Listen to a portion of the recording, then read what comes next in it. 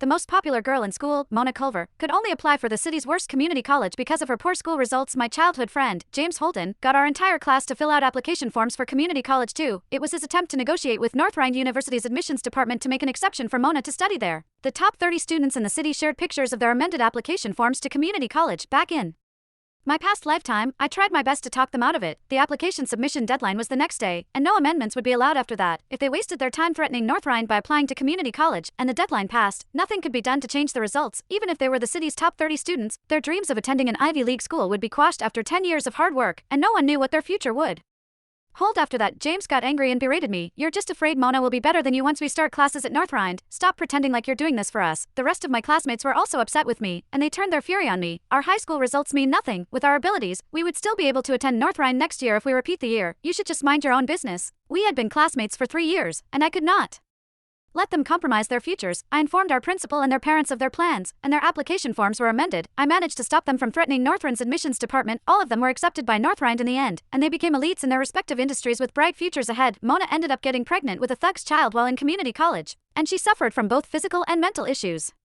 She fell into deep depression and even attempted suicide several times. James broke down when he learned the truth, and he blamed it all on me. He worked with our classmates to fabricate evidence that I committed plagiarism, and they poisoned my drink. Even my parents were burned to death by a patient from a mental hospital. When I was reborn into this lifetime, I saw James change our group chat's name into Fight for True Love. Let's go to North Rhine together. I left the group without hesitation and blocked everyone's numbers. Chapter: When I was poisoned and on my deathbed, Mona Culver arrived by my bedside with reporters in tow. She cried sadly. When every classmate of mine was willing to give up going to North Rhine, the country's top university, Celeste Somner insisted on reporting this issue. Because of her, I ended up in community college instead. Celeste used to bully me back in high school because she always thought I was stupid. She would look at me condescendingly whenever I had questions about our homework and insult me, telling me that a girl with an IQ like mine should just quit school and marry a man. When I started at community college, she was jealous of me when she found out James Holden had a crush on me, so she paid some hooligans to assault me. Regardless, we were still classmates, so it makes me so sad to hear about her getting poisoned. Mona's sadness touched the internet, and a huge discussion erupted online. Which is more important, a person's character or their education level? Our classmates came forward as witnesses, backing up Mona's story. They claimed that Mona had always maintained good results, but she had accidentally gotten food poisoning before her final exam, which affected her usual standard of performance. The local education department held a last-minute meeting and decided to make an exception for her, giving her a spot in college.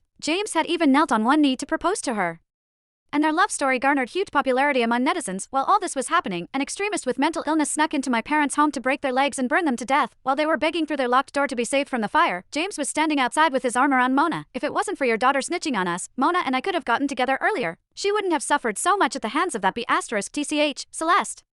Either Mona and I should have reunited in North Rhine, but we were forced to be apart for such a long time because of your daughter's doing. Your family deserves to die like this."